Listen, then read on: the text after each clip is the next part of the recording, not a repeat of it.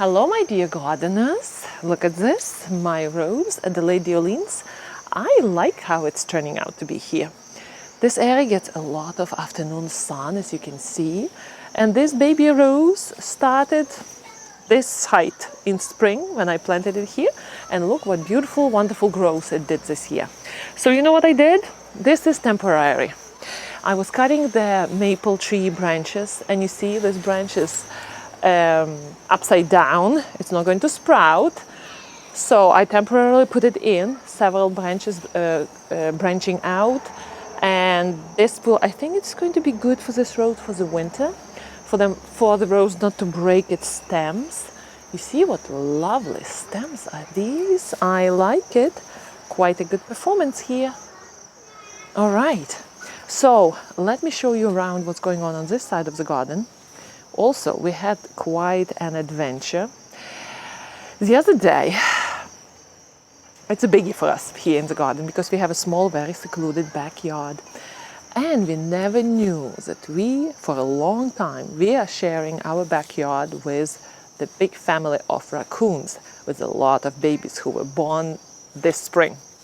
So one day, we were sitting in our fireplace, near our fireplace, and we were looking outside the window, and it was dusk, so it was very darkish, somewhat dark, and suddenly out of nowhere from our Japanese holly comes out a family of raccoons. And I mean, raccoons are big animals, you know, so here comes this 1, 2, and babies one after another. I almost had a heart attack because raccoons are dangerous, you know. So they were, I must have, several days ago, they were under our porch. So let me show you. Follow me. Let me show you where they were and what we did. My husband started reading all about raccoons, how to kind of force them to relocate, to leave your property. So he found out that the best thing for us to do would be to buy strong lights and put those lights there where the hole is. Hopefully they would be forced to leave, they wouldn't like the light, and then we would throw stones. So that was the plan. That's what we did. And guess what? It took us 3 days. The whole family of raccoons is out. And let me show you the light. I also bought scat mats. I'm not sure how successful they are against raccoons, but we found out that raccoons have very sensitive feet, so they don't like anything prickly. They're very sensitive where they step. So look at this. Look at this. This is the scat mat. It's used for cats, and you can buy it in a roll, or you can buy it as mats. A set of 12, I believe. So I bought these guys, and what we're going to do to discourage raccoons. I know they're wildlife, they deserve a space to live, but honestly, not under our back porch. So what we're going to do now, we're going to fill that hole with stones underneath this holly, this Japanese holly. And I mean, they're gone. And this will go underneath Japanese holly with a nice thick rows one after another, because I know that they will try to come back and get back into the house, in their old house. And you know what? All the time here in spring, it looks like a passage here, you know. And every time in spring I was trying to plant something here. The last time I was doing parsley. And parsley was destroyed. And all the time I was wondering what's going on here, why we have such a heavy food traffic. I was thinking maybe we have animals here, but not to the extent of having a family of raccoons under this Japanese holly. And you know what my husband did? He bought me, you see this thing here? On my birthday, my husband bought me this water bath. And this is a base only from here. So we were planning it to put somewhere where birds can have access to it. So we finally put it here. And we saw that the water was getting dirtier and darker. By the end of the day, raccoons would come out here, and we saw them. And they would wash their feet in this water. Unbelievable. They say that the first thing how to discourage raccoons on your property is to get rid of source of water. And here we are putting this nice little water source right in front of their house so they can get out on the way, wash their feet, and go and scavenge for food. So let me show you. Come here. This is a hole. But let me show you this Coreopteris. That's how you say it. Different pronunciations. I usually tend to read and pronounce it how it's written. So Coreopteris. And this was planted here this year. Beautiful blue, lavender blue blooms. And this Coreopteris, I must say, suffered a little bit from sun and heat because it was planted right away into a very hot spot. Hey, but next year I'm expecting that it will be a little bit bushier. But look at this. Just look at that. Look closer. You see that? That's where the hole was. So the lamp is strong there still.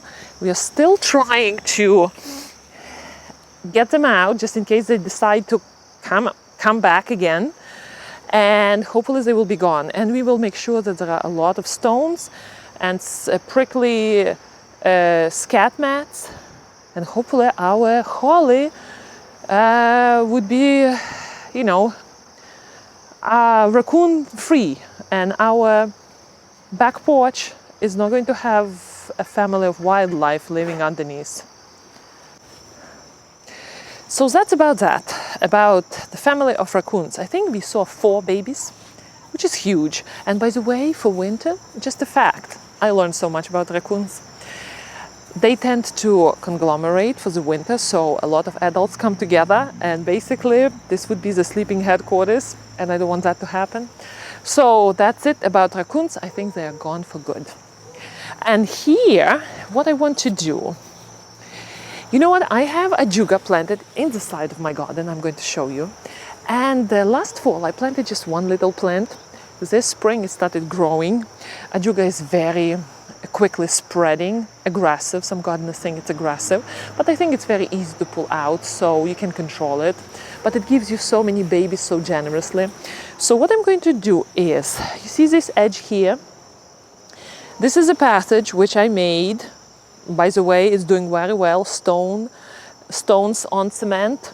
And on one side I have this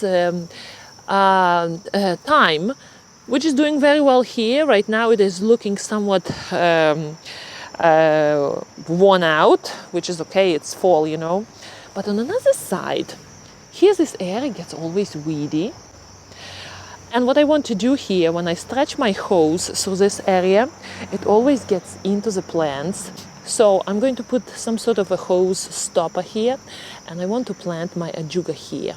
And maybe ajuga all the way to make a nice border here. My strawberries are not doing good, very good here. It's shady here, there are a lot of rabbits, so I barely get any strawberries. Oh, and here is Rose of Sharon, growing happily. So I'm harvesting, come with me. I'm going to show you my ajuga spot.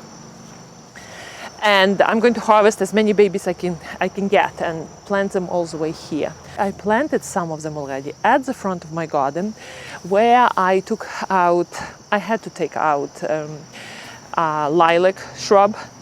And my plants there, which I put temporarily in pots, potted plants, are doing marvelous. My salvia is blossoming away. It looks really good in front of the house.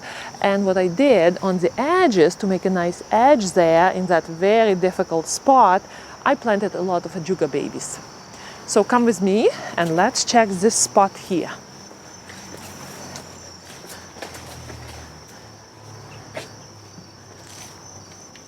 Ajuga is well spreading, so I'm going to get a lot of volunteers. Look at this, nice root system.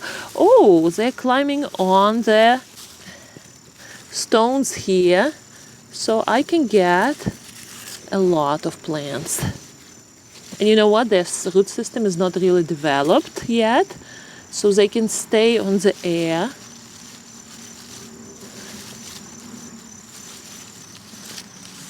Oh wow, they can't really root near the stones. You see? We can get this one out.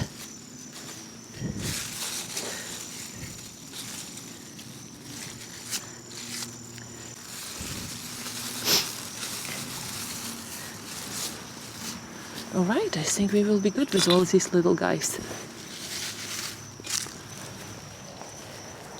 How many do we have? 10? That's a good number. Nice guys. And look at this. This guy, I planted it, what, 3 weeks ago? And look at him, getting happy here. The same here. Look at this side. You see, this area was always bare here near our water, whatever the name of it is. Oh, water canister, right, mouth full of marbles, right? So 3 ajuga plants were planted here to make this area a little bit more attractive here on the ground. All right, let's go and plant our little green hedge.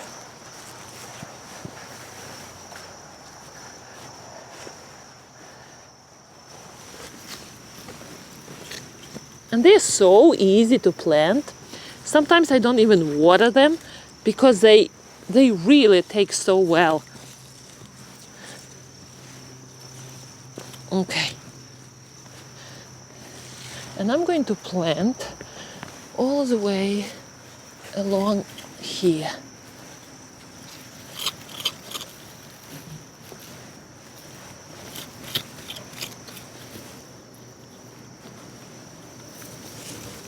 Oh, my tool got tangled.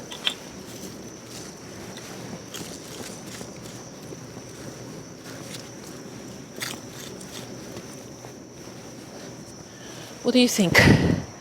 A little bit more, right? How many more? 1, 2, 3, 4, 5, 6. I think 6 more. I don't think I'm going to do all the way down there. I probably will plant something like herbs or parsley there on that spot, since our raccoons are not going to go back and forth killing everything, making a path here. So only here.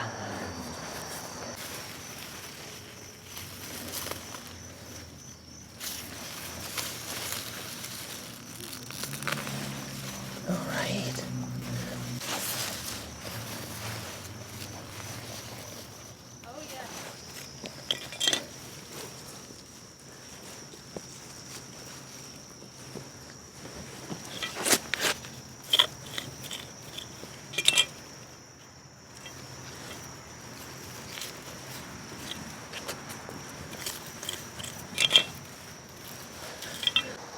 I might regret that I introduced this ajuga here.